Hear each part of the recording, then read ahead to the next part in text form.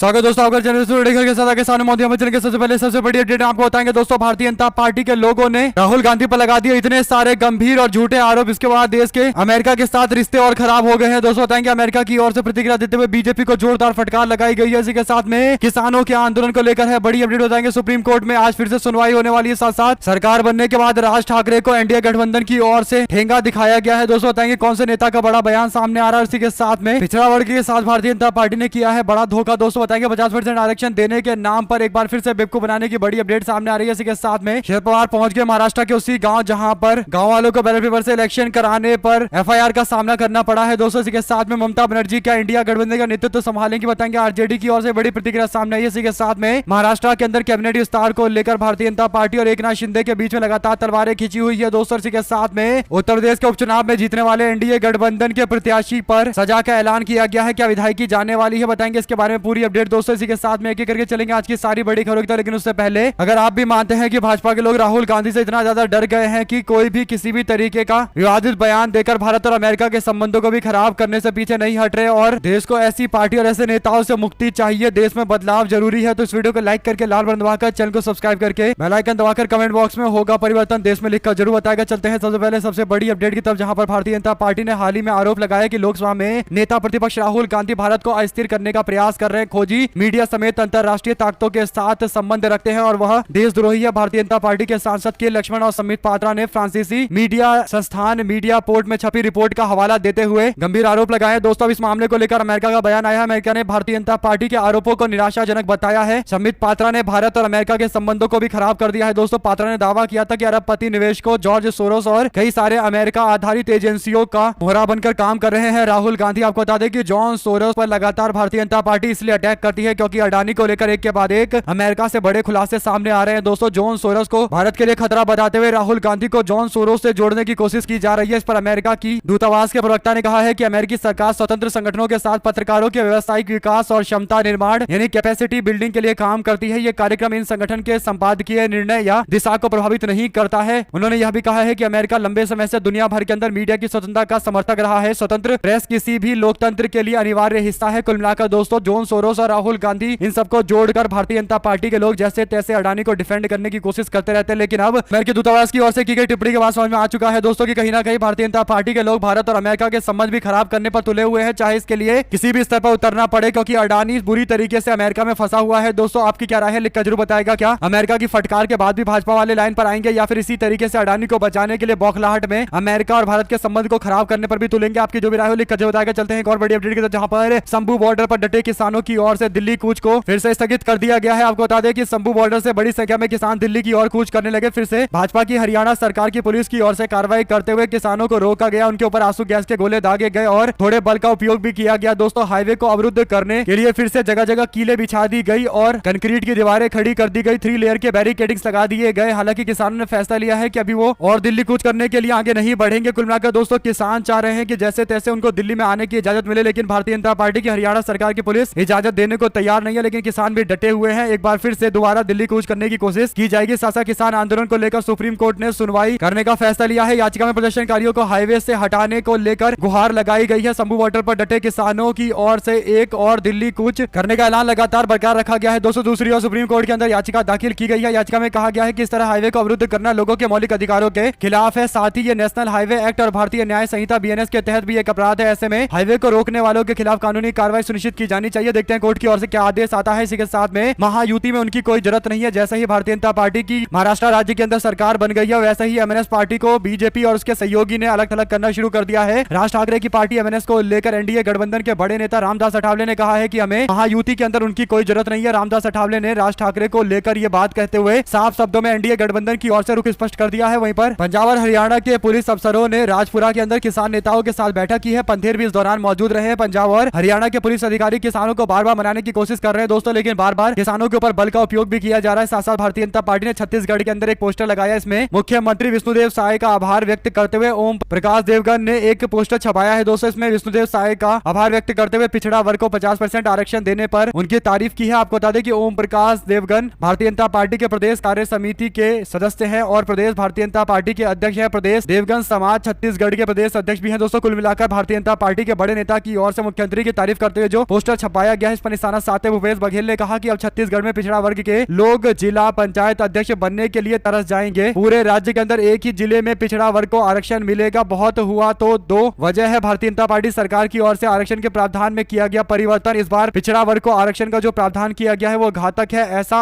असंतुलित प्रावधान के बाद पिछड़े वर्ग के लिए कुछ भी नहीं बचने वाला है। भारतीय जनता पार्टी के नेता ओम प्रकाश देवांगन ने मुख्यमंत्री विष्णुदेव साय को पिछड़े वर्ग को 50% आरक्षण देने के लिए धन्यवाद दे रहे हैं। ये झूठ है। या तो देवांगन जी धूर्तता में जनता को ठग रहे हैं या फिर अपनी ही पार्टी की चाल को समझ नहीं पा रहे हैं। अगर पिछड़ा वर्ग को 50% आरक्षण मिलेगा तो कुल आरक्षण 96% हो जाएगा, जबकि भारतीय जनता पार्टी बार बार कह रही है कि आरक्षण की सीमा को 50% से आगे नहीं बढ़ाया जाएगा। समझ लीजिए, जिस राज्य में आधी आबादी पिछड़ा वर्ग की है वहां भारतीय जनता पार्टी उन्हें इस तरीके से ठग रही है, यानी 50% आरक्षण देने की बात की जा रही है दोस्तों, जो लॉजिकल भी नहीं है और भारतीय जनता पार्टी दे भी नहीं सकती। इसके बावजूद मूर्ख बनाने के लिए इस तरीके के बैनर पोस्टर छपाए जा रहे हैं। साथ साथ मध्य प्रदेश के इंदौर के अंदर वाहन के शोरूम में तोड़फोड़ करने के आरोप में 6 लोगों पर मामला दर्ज किया गया है। पुलिस ने शनिवार को जानकारी दी है। इंदौर पुलिस के अनुसार सौरभ करोसिया नाम के व्यक्ति का सर्विस सेंटर के कर्मचारी से विवाद हुआ जो मारपीट में तब्दील हो गया। पुलिस ने शोरूम में लगे कैमरे के आधार पर जांच पड़ताल करनी शुरू कर दी दोस्तों। तो इसके बाद पता चला कि इसमें भारतीय जनता पार्टी के नेता का रोल है। हर बड़े कांड में बीजेपी के लोगों का नाम सामने आ जाना ही इस बात के संकेत देता है कि जहां जहां भारतीय जनता पार्टी की कई साल से सरकार चल रही है वहां पर खुलकर गुंडागर्दी चल रही है दोस्तों। वहीं पर शरद पवार ने मतपत्र से पुनर्मतदान कराने की मांग करने वाले गांव का दौरा किया है। महाराष्ट्र के चुनाव के नतीजे पर जारी विवाद के बीच में राष्ट्रवादी कांग्रेस पार्टी के नेता शरद पवार ने रविवार को ईवीएम पर संदेह जताने और मतपत्र का उपयोग करके पुनर्मतदान कराने की मांग करने वाले सोलापुर जिले के मरकवाड़ी गांव के अंदर दौरा करते हुए लोगों का आभार जताया है। पवार ने कहा कि पूरे देश को सही दिशा दिखाने के लिए मैं ग्रामीणों का धन्यवाद करना चाहता हूं। यानी ग्रामीणों ने इस बात को टेस्ट करने का फैसला लिया कि क्या ईवीएम सही काम कर रहा है या नहीं कर रहा है। इसके लिए गांव में अलग से चुनाव कराने का फैसला लिया गया और वो बैलेट पेपर के आधार पर, लेकिन प्रशासन के लोगों ने चुनाव कराने से रोक दिया दोस्तों। और बाद में कई लोगों पर एफआईआर भी दर्ज की गई है। सवाल यह है कि लोग अगर अपनी संतुष्टि के लिए ईवीएम की जांच के लिए खुद से बैलेट पेपर पर अपने हिसाब से अपने पैसे देकर एक इलेक्शन अरेंज करना चाह रहे हैं तो इससे प्रशासन को क्या दिक्कत है दोस्तों। कुल मिलाकर प्रशासन के द्वारा की गई कार्रवाई पर अब नाराजगी जाहिर की जा रही है। अगर आप भी मानते हैं कि प्रशासन के रोके जाने पर भी ऐसे मामले पर नहीं रुकना चाहिए, लोगों का अधिकार है ये जानने का कि क्या वोट सही डायरेक्शन में गया है, जिसको उन्होंने वोट दिया था क्या उसी को वोट मिला है या फिर किसी और को, क्योंकि भारतीय जनता पार्टी के उम्मीदवार इस गांव से ज्यादा वोट ले गया जो अमूमन पहले नहीं हुआ करता। सासा महाराष्ट्र हरियाणा के अंदर कांग्रेस पार्टी की करारी हार के बाद अब सहयोगियों के निशाने पर कांग्रेस पार्टी है। ममता बनर्जी को इंडिया गठबंधन का नेता बनाने को लेकर भी जोर शोर से प्रयास किए जा रहे हैं। इस बीच अब बिहार के पूर्व मुख्यमंत्री और आरजेडी के नेता तेजस्वी यादव का बयान आया है। तेजस्वी यादव ने कहा है कि इंडिया गठबंधन के नेता का चुनाव आम सहमति से होना चाहिए। तेजस्वी यादव से पटना हवाई अड्डे पर मीडिया वालों ने सवाल पूछा कि क्या ममता बनर्जी को इंडिया गठबंधन का नेता बनाया जाना चाहिए। इस पर तेजस्वी यादव ने कहा कि ममता बनर्जी सहित अगर इंडिया गठबंधन के किसी भी वरिष्ठ नेता को उसका नेतृत्व करने की जिम्मेदारी सौंपी जाती है तो उन्हें कोई आपत्ति नहीं है। हालांकि तेजस्वी यादव ने कहा है कि इंडिया गठबंधन का नेता कौन बनेगा इसका चयन आम सहमति से सबके साथ मिलकर किया जाएगा। साथ महाराष्ट्र के अंदर कैबिनेट विस्तार को लेकर लगातार विवाद जारी है। भारतीय जनता पार्टी ने कहा है कि वो होम मिनिस्ट्री को लेकर कोई कॉम्प्रोमाइज नहीं करेंगे, जबकि एकनाथ शिंदे होम मिनिस्ट्री लेकर रहेंगे। दोनों के बीच में लगातार संघर्ष जारी है। उम्मीद है कि आने वाले दिनों के अंदर शिंदे अपने सारे मंत्रियों के साथ भाजपा की सरकार छोड़कर टाटा अलविदा बाय बाय बोलेंगे। साथ साथ दोस्तों गुजरात के अंदर बैंक के मैनेजर को जाकर लोगों ने पीट दिया। कारण यह था कि बैंक के मैनेजर पर आरोप लगा था कि उन्होंने फिक्स डिपॉजिट के ऊपर टैक्स लगा दिया। हालांकि दोस्तों बैंक के मैनेजर को पीटे जाने के बाद सोशल मीडिया पर लोगों ने कहा कि यही दिक्कत है देश के अंदर, जो लोग बैंक के मैनेजर को पीट रहे हैं उनको पता होना चाहिए कि ये बैंक के मैनेजर की गलती नहीं है बल्कि सरकार की गलती है, जिन्होंने एफडी के ऊपर भी टैक्स लगा दिया है और सरकार का विरोध किया जाना चाहिए। अगर आप भी मानते हैं दोस्तों कि गुजरात के अंदर जिस व्यक्ति ने बैंक के मैनेजर को पीटा है उसको सबसे पहले राज्य में जब भी चुनाव हो भाजपा के खिलाफ वोट करना चाहिए, क्योंकि उनकी सरकार नहीं एफडी थोपा हुआ है। साथ साथ दोस्तों इंडिया गठबंधन के नेतृत्व को लेकर विवाद जारी है। इस पर अब पूर्व राज्यपाल सत्यपाल मलिक ने भी टीएमसी की चीफ ममता बनर्जी की तारीफ करते हुए उनको इंडिया गठबंधन का नेतृत्व संभालने की बातें कही है और कहा है कि अब राहुल गांधी जी से इतर इंडिया गठबंधन को ममता बनर्जी की तरफ देखना चाहिए। हालांकि ये बात तय है कि इंडिया गठबंधन का जो भी नेतृत्व करेगा वो कांग्रेस पार्टी से ही होगा, चाहे इसके लिए कोई भी कैसी भी तरीके का माहौल बना ले। सबसे बड़े पार्टी के नेता को ही जिम्मेदारी संभालनी चाहिए। अगर आप इस बात से इत्तेफाक रखते हैं तो कमेंट बॉक्स में अपनी राय जो लिखा था दोस्तों, वीडियो को लाइक जरूर कीजिएगा ताकि इसी तरीके से हमारा कॉन्फिडेंस बना रहे और पल पल की सारी बड़ी अपडेट आगे भी आप तक लेकर आते रहे। साथ साथ उत्तर प्रदेश के अंदर बिजली कर्मचारियों ने 10 दिसंबर को काली पट्टी बांधकर जोरदार प्रोटेस्ट करने का ऐलान किया है। बिजली कर्मचारी चाहते हैं कि उत्तर प्रदेश सरकार के बिजली व्यवस्था को प्राइवेट कंपनी के हाथ में ना दिया जाए। इस पर तंज कसते हुए रणजीत सिंह ने कहा कि हर काम सरकारी करेगी क्या, अडानी पावर जैसी कंपनी तमाम बिजली कंपनी फिर क्या करेगी, देशद्रोही कहीं के। यानी जो प्रोटेस्ट कर रहे हैं उन पर तंज कसते हुए बातें कही गई है। दोस्तों भारतीय जनता पार्टी के लोग लॉजिक भी यही देते हैं कि सारा काम क्या सरकार करेगी, क्योंकि ज्यादातर चीजों को प्राइवेटाइज किया जा रहा है और इससे रोजगार लगातार खत्म होते चले जा रहे हैं और बीजेपी के लोग इसे जस्टिफाई करने की भी कोशिश करते रहते हैं। साथ साथ एनडीए गठबंधन की टिकट पर चुनाव जीती मीरापुर के विधानसभा क्षेत्र से आरएलडी के विधायक मिथिलेश पाल समेत 14 लोगों के खिलाफ कोर्ट ने आरोप तय कर दिए हैं। 3 जनवरी को सजा सुनाई जाएगी। ट्रैफिक बाधित करने और दंगा भड़काने का आरोप है। इसमें अधिकतम 3 साल की सजा का प्रावधान है। अगर ऐसा होता है तो इनकी विधायकी चली जाएगी। यानी मीरापुर में उपचुनाव जीतने के 1.5-2 महीने के अंदर ही इनकी विधायकी चली जाएगी। दोस्तों तो क्या फिर से उपचुनाव करवाए जाएंगे? देखते हैं। 3 साल की सजा मिलती है, अगर 2 साल से ज्यादा की सजा मिलती है तो फिर उनके ऊपर एक्शन लिया जाएगा, विधायकी चली जाएगी। आप लोग अपनी राय जो लेकर आएगा। साथ साथ जापान ने लोगों को धोने वाली एक मशीन बनाई है दोस्तों। इसमें 15 मिनट तक लोगों को वॉश किया जाएगा और सुखाकर बाहर कर दिया जाएगा। आपको बता दें कि जिस तरीके से वॉशिंग मशीन होता है उस तरीके से ह्यूमन वॉशिंग मशीन बनाया गया है। इस पर पवन खेड़ा ने निशाना साधते हुए कहा कि जापान ने 10 साल के बाद जाकर इस मशीन की खोज की है, जबकि भारत के अंदर तो इस मशीन को 10 साल 8 महीने पहले ही खोज लिया गया था। यानी प्रधानमंत्री मोदी के देश का प्रधानमंत्री बनते ही ये मशीन खोज ली गई थी और बड़े बड़े दागी नेताओं को वॉश करके भारतीय जनता पार्टी के वॉशिंग मशीन में एकदम दाग से मुक्त कर दिए गए और कईयों को तो सांसद प्रदेश अध्यक्ष तक बना दिया गया है। जापान की ये टेक्नोलॉजी पहले ही भारत में आ चुकी है। नरेंद्र मोदी के कारण लोगों को दाग धोने में ज्यादा समय लगते नहीं है और लोगों को धोकर बीजेपी में शामिल करवा दिया जाता है। आप लोग की क्या राय है दोस्तों? लिखकर जरूर बताएगा। अगर आप भी मानते हैं कि भाजपा की वॉशिंग मशीन ही इसमें भ्रष्टाचार को प्रमोट करने का सबसे बड़ा कारण है तो अपनी राय जो लेकर बताएगा। इसी के साथ में प्रतापगढ़ के अंदर भारतीय जनता पार्टी के कार्यालय और वहां के स्कूल के बारे में एक तस्वीर शेयर की गई है दोस्तों। आप लोग देख सकते हैं कि एक स्कूल है, गर्ल्स स्कूल प्रतापगढ़ का, जहां पर बच्चों के पास बैठने के लिए टेबल तक नहीं है, उनके पास एक पक्की छत भी नहीं है। जबकि भारतीय जनता पार्टी का प्रतापगढ़ का कार्यालय देखिए, जहां पर 5 स्टार होटल की तरह पूरा भाजपा का ऑफिस बनाया गया है दोस्तों। झूमर तक लगाए गए हैं। कुल मिलाकर राज्य में भारतीय जनता पार्टी की सरकार है, केवल खुद का विकास कर रहे हैं या जनता का भी विकास करेंगे, ये बड़ा सवाल है जिसका जवाब इनको देना चाहिए। प्रतापगढ़ की ये 2 तरीके की तस्वीर से ही खुलासा हो जाता है कि राज्य में किस तरीके का शासन चला रही है भारतीय जनता पार्टी। वहीं पर पीलीभीत टाइगर रिजर्व के अंदर उत्तर प्रदेश के सरकार के राज्य मंत्री संजय सिंह गंगवार ने काफिले के साथ एक वीडियो सोशल मीडिया पर डाल दिया है जो तेजी से वायरल हो गया है दोस्तों। वायरल वीडियो में मंत्री का काफिला जंगल के अंदर भ्रमण करते नजर आ रहा है, जबकि जंगल में बिना किसी इजाजत के कोई भी प्राइवेट गाड़ी अलाउ नहीं है। इसके बावजूद भारतीय जनता पार्टी के लोग सत्ता की हनक दिखाने के लिए इस तरीके से जंगल में घुस आए हैं और एक तरीके से भारतीय जनता पार्टी योगी आदित्यनाथ सरकार में किस तरीके से बीजेपी के नेता बेकाबू हो गए हैं, इसका जीता जागता उदाहरण है दोस्तों। आप लोग अपनी राय जो लेकर आएगा। साथ साथ गुजरात के अंदर नरेंद्र मोदी के कट्टर विरोधी आईपीएस अधिकारी संजीव भट्ट जो 1997 के कस्टोडियल डेथ के मामले को लेकर जेल में बंद है, उन्हें एक बड़ी राहत मिली है। पूर्व आईपीएस अधिकारी संजीव भट्ट को एक मामले में मुक्ति मिल गई है दोस्तों। कोर्ट ने 1990 वाले मामले में उनको जेल से बरी कर दिया है, लेकिन उनके ऊपर दूसरा भी कोई मुकदमा चल रहा है दोस्तों। लाइफ इंप्रिजनमेंट चल रहा है कस्टोडियल डेथ के मामले को लेकर, तो अभी वो जेल में बंद रहेंगे। लेकिन लगातार धीरे धीरे करके प्रयास के तहत आईपीएस अधिकारी संजीव भट्ट को जेल से बाहर निकालने के प्रयास किए जा रहे। नरेंद्र मोदी के कट्टर विरोधी संजीव भट्ट को लगातार जेल में रखा जा रहा है दोस्तों और उन पर कई सारे जो आरोप लगे हैं, आरोप की धीरे धीरे करके जांच होती चली जा रही है। उम्मीद है जल्द वो जेल से बाहर आएंगे। साथ साथ दोस्तों लोकसभा में बैठने की व्यवस्था को लेकर उठ रहे विवाद के बीच समाजवादी पार्टी के सांसद अवधेश प्रसाद ने शनिवार को कहा है कि पार्टी के नेता कहीं भी बैठे देश और दुनिया की नजर तो उन पर ही रहेगी। एएनआई से बात करते उन्होंने कहा कि शुरू में मैं लोकसभा के अंदर राहुल गांधी और अखिलेश यादव के साथ अगली पंक्ति में बैठता था। उन्होंने आगे कहा कि नई बैठने की व्यवस्था में समाजवादी पार्टी से केवल अखिलेश यादव जी को ही अगली पंक्ति में सीट दी गई है, जिसका उन्होंने कड़ा विरोध किया है। हमने इस मुद्दे को लोकसभा के अध्यक्ष के समक्ष भी उठाया है। ईमानदारी से कहूं तो मुझे इससे कोई व्यक्तिगत शिकायत नहीं है, लेकिन अखिलेश यादव मेरा सम्मान करते हैं और विधानसभा में भी मुझे बगल में बिठाया करते थे। लेकिन जहां भी हम बैठेंगे पूरे देश पूरी दुनिया की नजर हम पर होगी, इसमें कोई दो राय नहीं है। समाजवादी पार्टी के सांसद ने चालू शीतकालीन सत्र के दौरान फैजाबाद से अपने सांसद अवधेश प्रसाद को लोकसभा के अग्रिम पंक्ति से हटाए जाने पर नाराजगी व्यक्त की थी। साथ साथ दोस्तों भारत के पड़ोसी देश बांग्लादेश के अंदर हिंदू अल्पसंख्यकों पर अत्याचार को लेकर बीजेपी के नेता केंद्रीय मंत्री गिरिराज सिंह ने फिर एक दावा करते हुए कहा है कि भारत में बड़ी संख्या में बांग्लादेशी और रोहिंग्या नागरिक फूड डिलीवरी और ई कॉमर्स कंपनियों जैसे जोमेटो, स्विगी और फ्लिपकार्ट में डिलीवरी एजेंट के रूप में काम कर रहे हैं। उन्होंने ऐसे लोगों की पहचान कर पुलिस को सौंपने की अपील की है। हैदराबाद में national institute of fashion technology के दीक्षांत समारोह के दौरान बोलते हुए गिरिराज सिंह ने सर्विस सेक्टर में काम कर रहे बांग्लादेशी और रोहिंग्या नागरिकों का पता लगाने के लिए कहा है। देश की सुरक्षा के लिए ये कदम उठाना आवश्यक है, इस तरीके का बयान उन्होंने फिर से दिया है। वहीं पर किसान नेता सरवंत सिंह पंधेर ने पंजाब के मुख्यमंत्री भगवंत मान की सरकार की आलोचना करते हुए केंद्र सरकार के साथ गुप्त गठबंधन का आरोप लगाया है। पंधेर ने यह भी जानना चाहा है कि किसानों और मजदूरों का समर्थन करने का दावा करने के बावजूद राज्य सरकार मीडिया को क्यों रोक रही है। उन्होंने आरोप लगाया है कि पंजाब की सरकार केंद्र की कार्रवाइयों को छिपाने की कोशिश कर रही है। मांग की है कि मुख्यमंत्री मान और अरविंद केजरीवाल को खुद इस पर सफाई देनी चाहिए। उन्होंने आगे कहा कि हम कहते हैं कि भगवंत मान सरकार केंद्र सरकार के साथ मिलकर किसी भी तरीके से सांठगांठ कर रही है। आज जिस तरह से मीडिया को रोका जा रहा है, सीएम और अरविंद केजरीवाल को आगे आकर इस पर सफाई जरूर देनी चाहिए, बताना चाहिए। वहीं पर सुप्रीम कोर्ट में एक याचिका दायर की गई जिसमें भारतीय नागरिक संहिता 2023 और अन्य नए आपराधिक कानूनों के कुछ प्रावधान को असंवैधानिक बताते हुए चुनौती दी गई है। यह याचिका वकील विशाल तिवारी द्वारा दायर की गई है, जो इन प्रावधानों को भारत के संविधान के अनुच्छेद 21 का उल्लंघन मानते हुए इन्हें असंवैधानिक घोषित करने का अनुरोध कर रहे हैं। विशेष रूप से याचिका में धारा 187, 2, 187, 3 और 43(3) के साथ साथ 173, 3, 85 को चुनौती दी गई है। धारा 187, 2, 187, 3 अभियुक्तों की हिरासत से संबंधित है, जबकि 43(3) आदतन अपराधी अपराधी की गिरफ्तारी के दौरान हथकड़ी के उपयोग की अनुमति देता है। इस तरीके से और भी कई मामले हैं दोस्तों। इन्हें लेकर विरोध जाहिर करते हुए फंडामेंटल राइट के खिलाफ बताते हुए पूरे भारत न्याय संहिता को रोकने की मांग की गई है। साथ साथ दिल्ली विधानसभा चुनाव नजदीक है और राजनीतिक दल पूरी ताकत से चुनावी तैयारियों में जुट गए हैं। सत्ताधारी आम आदमी पार्टी ने अपने प्रचार अभियान में रेवड़ी पर चर्चा नाम का एक अनोखा पहल शुरू किया है, जिसके जरिए वे अपनी मुफ्त योजनाओं को लेकर जनता से फीडबैक इकट्ठा कर रहे हैं। आम आदमी पार्टी ने दिल्ली के सभी विधानसभा सीट पर रोजाना लगभग 2000 रेवड़ी पर चर्चा सभाएं आयोजित करने का फैसला लिया। इन सभाओं के दौरान पार्टी के कार्यकर्ता जनता से सीधा संवाद करते हुए और सरकार के मुफ्त योजनाओं के बारे में राय मशवरा करेंगे। पार्टी का दावा है कि इस अभियान में जनता से मिले फीडबैक के अनुसार 99% लोग चाहते हैं कि मुफ्त बिजली, पानी, स्वास्थ्य सेवाएं, शिक्षा, महिलाओं के लिए बसों में मुफ्त यात्रा और बुजुर्गों के लिए तीर्थ यात्रा जैसी योजना लगातार बदस्तूर जारी रहनी चाहिए। साथ साथ जम्मू कश्मीर के अंदर पीडीपी की प्रमुख नवाब मुफ्ती की बेटी इल्तिजा मुफ्ती के द्वारा हिंदुत्व और धर्म से जुड़े बयानों को लेकर राजनीतिक बहस शुरू हो गई है। हाल ही में सोशल मीडिया प्लेटफॉर्म एक्स पर हिंदुत्व और इस्लामोफोबिया से जुड़े मुद्दे पर उन्होंने अपनी राय साझा की थी। इल्तिजा ने ट्वीट करते हुए लिखा था कि इस्लाम के बारे में फैलाई जा रही झूठी बातों और उनके पुराने ट्वीट्स को लेकर बहुत गुस्सा जाहिर करते हुए कि इस्लाम के नाम पर की गई बेतुकी हिंसा ही इस्लामोफोबिया का असली कारण बनी है। इसके साथ ही हिंदुत्व पर टिप्पणी करते हुए उन्होंने कहा कि आज हिंदू धर्म भी ऐसा ही स्थिति में है जहां उसका उपयोग अल्पसंख्यकों पर अत्याचार और हिंसा के लिए किया जा रहा है। उन्होंने लिखा है कि सच को कहना चाहिए हमेशा। साथ साथ शिवसेना यूबीटी के नेता आदित्य ठाकरे बोले, कहा आज हमने फैसला किया है कि हमारे शिवसेना यूबीटी विजयी विधायक शपथ नहीं लेंगे। अगर यह लोगों का जनादेश होता तो लोग खुश होते और जश्न मनाते, लेकिन ये जनता का जनादेश नहीं है बल्कि ईवीएम और इलेक्शन कमीशन ऑफ इंडिया का जनादेश है और इसीलिए विपक्ष के लोग इसे मानेंगे नहीं। इसके बाद उन्होंने साफ शब्दों में अपने हिंदुत्व को लेकर भी स्पष्टीकरण दे दिया है। दोस्तों उन्होंने कहा है कि हमारा जो हिंदुत्व है वो लोगों को आगे बढ़ाने वाला है। हृदय में राम और हाथों में काम वाला हिंदुत्व है। हमारा हिंदुत्व सभी को साथ में लेकर चलने वाला है। भारतीय जनता पार्टी और शिवसेना यूबीटी के हिंदुत्व में जमीन आसमान का अंतर है। उनका घरों को जलाने वाला है, हमारा घरों के चूल्हे को जलाने वाला है। साथ साथ मनीष जगन अग्रवाल को समाजवादी पार्टी ने व्यापार सभा का राष्ट्रीय अध्यक्ष बनाया है। मनीष जगन अग्रवाल समाजवादी पार्टी के चर्चित नेता है और अखिलेश यादव के करीबी माने जाते हैं। पार्टी के भीतर मनीष आईटी सेल का भी काम देखते रहे हैं। दोस्तों अब उन्हें प्रमोट करके व्यापार सभा का राष्ट्रीय अध्यक्ष बनाया गया है। आप लोगों की क्या राय है लिखकर जरूर बताएगा। ज्यादा से ज्यादा वीडियो को शेयर कीजिएगा ताकि पल पल की सारी बड़ी अपडेट आप लोगों तक लगातार बिग ब्रेकिंग न्यूज अपडेट के तहत इसी तरीके से पहुंचती रहे। वहीं पर इंडिया गठबंधन के अंदर लीडरशिप बदलाव को लेकर लगातार टीएमसी जैसी पार्टियों के द्वारा पुश किया जा रहा है। दोस्तों टीएमसी के नेता आए दिन कोई ना कोई ऐसा बयान देते रहते हैं जिससे टीएमसी इंडिया गठबंधन का नेतृत्व ममता बनर्जी के हाथ में सौंपने पर दबाव बना रही है। सागरिका घोष जो टीएमसी की राज्यसभा की सांसद है, उन्होंने भी कहा है कि एनसीपी के चीफ शरद पवार ने ममता बनर्जी को कहा है वो इंडिया गठबंधन की लीडरशिप करे और जो ट्रैक रिकॉर्ड रहा है ममता बनर्जी का बार बार बीजेपी को हराने का, वो एक अच्छा एक्सपीरियंस काम आएगा इंडिया गठबंधन को और इंडिया गठबंधन को पूरे देश के अंदर जीत मिलेगी। इस पर लोगों ने सोशल मीडिया पर प्रतिक्रिया देते हुए कहा है कि सबसे पहले ममता बनर्जी को अडानी को लेकर अपना स्टैंड क्लियर करना चाहिए। अगर अडानी पर उनका स्टैंड एकदम क्लियर होगा उसके बाद इंडिया गठबंधन का नेतृत्व उनको मिलना चाहिए। उससे पहले नेतृत्व देने का कोई मतलब नहीं है। दोस्तों अगर आप भी मानते हैं कि आए दिन अडानी के साथ बड़े बड़े डील साइन करने वाली पार्टियों को जवाब जरूर देना पड़ेगा और उससे बड़ी बात यह है कि अडानी के खिलाफ कांग्रेस पार्टी का देश के सदन में चल रहे विरोध से भी टीएमसी ने पैर पीछे खींच लिया था। आखिर इसके पीछे क्या बड़ा कारण है अभी तक किसी को समझ में नहीं आया दोस्तों। उसके बाद से लगातार ममता बनर्जी को प्रमोट करने की कोशिश की जा रही है। सबसे पहले इंडिया गठबंधन के लीडरशिप पर हक कांग्रेस पार्टी का है और उनको मिलना चाहिए। साथ बिहार के अंदर बीपीएससी के छात्रों के द्वारा किए जा रहे जोरदार प्रोटेस्ट पर सुनवाई नहीं होने पर तेजस्वी यादव ने कहा कि बीपीएससी अभ्यर्थियों के मुद्दे पर 10 दिनों से मुख्यमंत्री कहां सोए हुए थे, जिनके हाथ में पुलिस प्रशासन है। 28 नवंबर को हमारे दल ने विधानसभा के अंदर नॉर्मलाइजेशन के खिलाफ विरोध प्रदर्शन कर सरकार को आगाह किया, लेकिन टायर्ड और रिटायर्ड लोगों की जुगलबंदी से रेंग रही अंधी, गूंगी, बहरी तथा डिमेंशिया से पीड़ित इस सरकार से कोई कहां किसी की सुनता है। पहले सुझाव देने तथा मांग रखने पर किसी को सुनते नहीं। अब सड़क पर उतरो तो लाठी डंडा चलाओ, लेकिन युवाओं के हौसले के आगे घुटने टेक। फिर नीतीश कुमार सरकार वही करती है जो हम चाहते हैं। मुख्यमंत्री होश में नहीं है। बिहार में क्या हो रहा है? छात्र छात्राओं की आवाजों को, युवाओं की आवाजों को हम युवा नहीं उठाएंगे तो कौन उठाएगा? यानी युवाओं के आंदोलन में तेजस्वी यादव जो युवा नेता है उन्होंने साफ शब्दों में कह दिया है कि वो अपने युवा साथियों के साथ मजबूती के साथ खड़े हैं और उनकी मांगों को जब तक पूरा नहीं किया जाएगा तब तक ये आंदोलन चलता रहेगा। इसी के साथ में सरकारी सेवाओं के अंदर 66% कंपनियों को देनी पड़ी रिश्वत। डिजिटलाइजेशन भी नाकाफी रही है दोस्तों, यानी देश के अंदर भ्रष्टाचार डिजिटलाइजेशन यानी इंटरनेट के माध्यम से काम करने से खत्म हो चुका है। ये दावा नरेंद्र मोदी और भाजपा के लोग करते हैं, जैम की बातें करते हैं, जनधन, आधार और मोबाइल, जिसके कारण इजी हो गया है सरकारी परमिशन लेना, लेकिन ये पूरी तरीके से गलत है दोस्तों। एक ऑनलाइन प्लेटफॉर्म लोकल सर्कल के द्वारा भारत के 159 जिले में किए गए एक सर्वे से देश में फैले भ्रष्टाचार की समस्या एक बार फिर से उजागर हो गई है। सर्वे के परिणाम बताते हैं कि पिछले 12 महीने में 66% व्यापारिक फार्म यानी जो बिजनेस से जुड़े हुए फार्म हैं उन्होंने बताया है कि उनको रिश्वत देनी पड़ी है। यह सर्वे 20 तारीख से 30 नवंबर के बीच में किया गया था। 18,000 प्रतिक्रियाएं सामने आई है। सर्वे में 18,000 प्रतिक्रिया मिली है, जिसमें 54% लोगों ने कहा कि उन्हें मजबूरी में रिश्वत देना पड़ा, जबकि 46% लोगों ने कहा कि वो अपनी अपनी स्वेच्छा से काम करवाने के लिए रिश्वत देकर आए हैं। सर्वे रिपोर्ट में ये बात भी सामने आई है कि 83% रिश्वत नकदी दी गई है, 17% वस्तु या उपहार के रूप में दी गई है। यानी जो डिजिटलाइजेशन करके देश में भ्रष्टाचार खत्म करने की बातें प्रधानमंत्री मोदी और भाजपा के लोग दिन रात करते हैं, दिन में 2 बार रात में 10 बार करते हैं, वहां भाजपा एक्सपोज हो गई है। दोस्तों सबको पता चल चुका है कि भारतीय जनता पार्टी जो दावा कर रही थी वो 100% झूठ है। आप लोग अपनी राय जरूर लिखकर बताएगा दोस्तों, क्या डिजिटलाइजेशन से देश के अंदर इंटरनेट और आधार मोबाइल की सर्विसेज आने के बाद से क्या भ्रष्टाचार खत्म हो गया है? मोदी के दावे को आप 10 में से कितने नंबर देना चाहते हैं लिखकर जरूर बताएगा दोस्तों। अगर आपका भी कोई एक्सपीरियंस है कोई बिजनेस चलाने का और आपको भी रिश्वत देना पड़ा है तो कमेंट बॉक्स में लिखकर जरूर बताएगा। हमारे साथ लगातार जुड़े दोस्तों का बहुत बहुत धन्यवाद। देख रहे थे आपका चैनल जय हिंद जय भारत। ज्यादा वीडियो को शेयर कीजिएगा। बहुत धन्यवाद।